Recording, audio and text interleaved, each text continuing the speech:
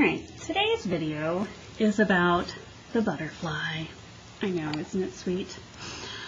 So the butterfly is kind of a math trick, and because it's a trick, some math teachers don't like it, but some math teachers swear by it. So I'm going to tell you that this is a little bit of a math trick, okay?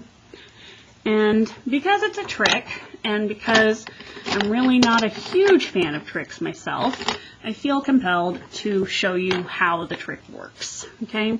So I'm going to show you how the trick works by setting up 1/2 equals 2/4, okay? I think that you totally accept that 1/2 equals 2/4 at this point, okay?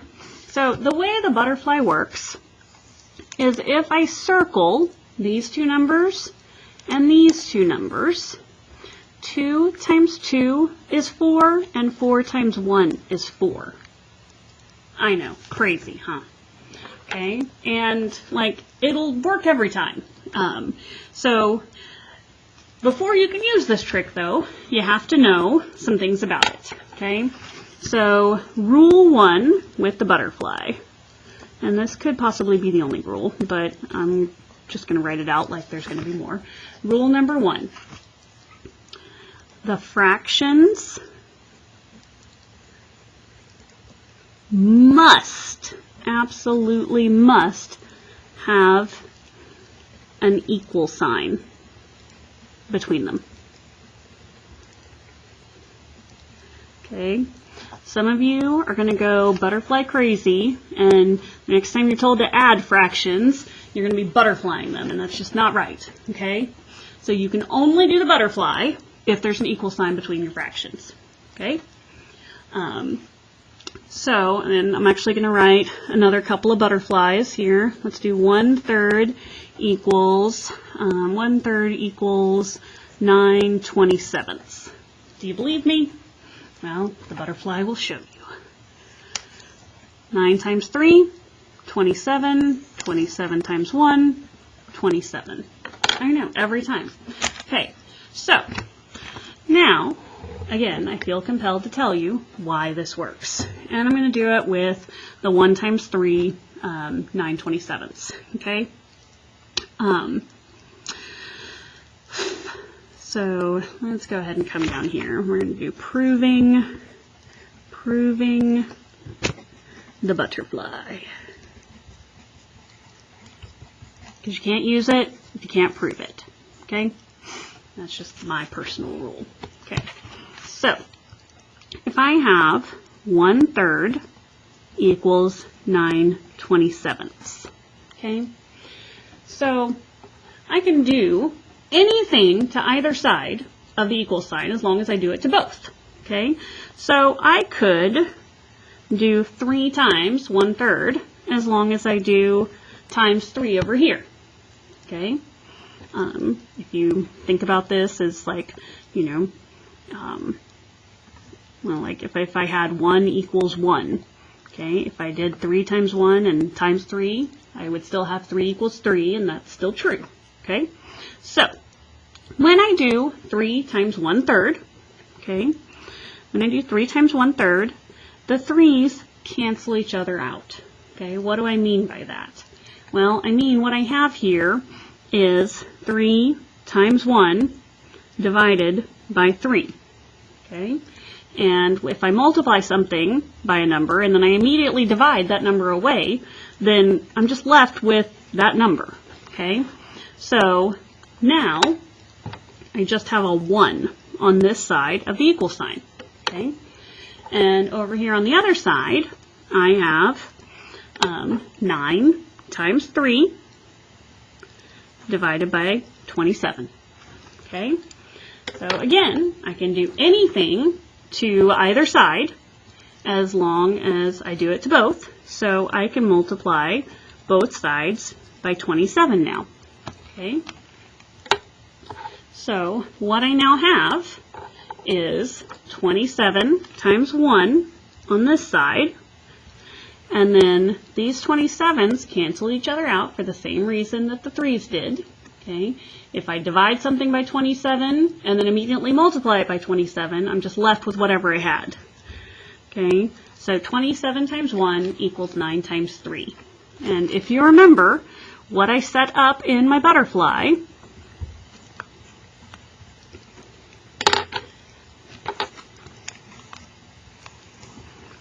was exactly what I have here. Okay, 27 times 1 equals 9 times 3. Okay, I'm going to tell you that you never again have to look at this. It was just important to me that you knew that the butterfly mathematically worked, that it's not just totally a trick. Okay, but now I want to turn onto the back of the page or to the next clean page, and we're going to talk about how you can use the butterfly to help you.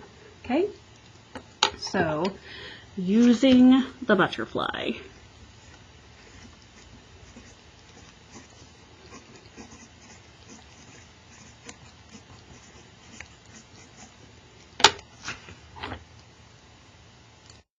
I opted to add some cute little butterflies to the side of my page.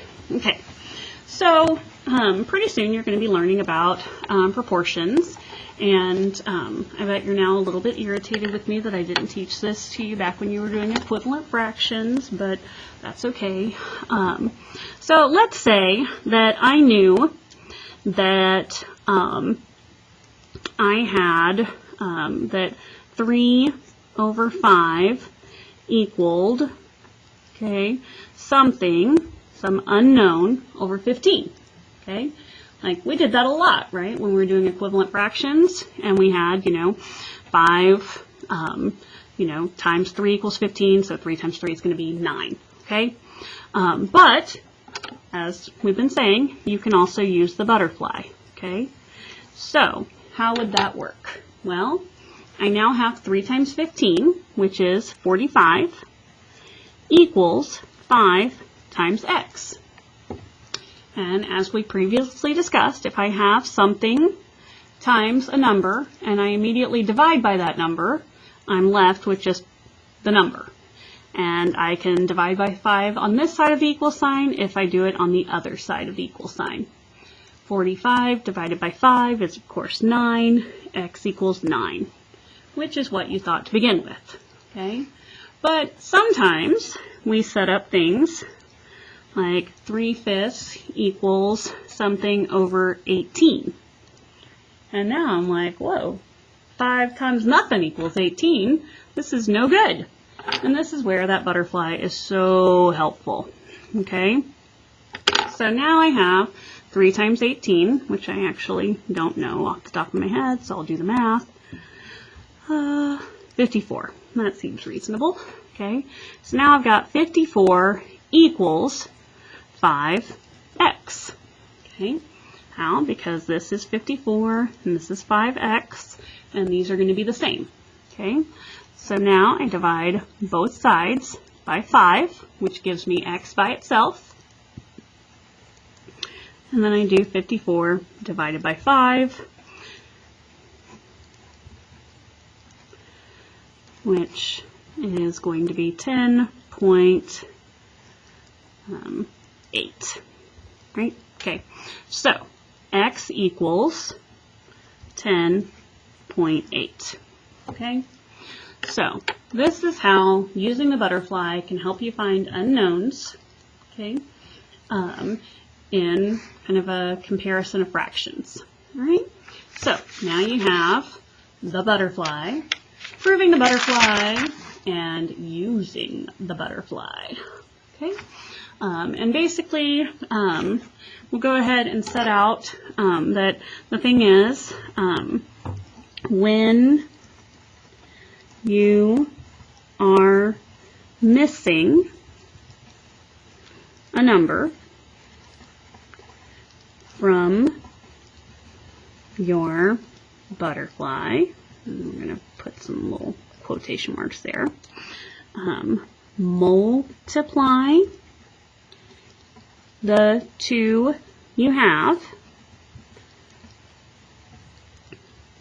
in one wing and then divide by the number in the other wing. Okay? When you're missing a number from your butterfly, multiply the two you have in one wing and then divide by the number in the other wing. Okay? Which is what we did, right? 3 times 15 divided by 5. 3 times 15, 45 divided by 5. 3 times 18 divided by 5. Okay? So when you're missing a number from your butterfly, multiply the two you have in one wing and then divide by the number in the other wing.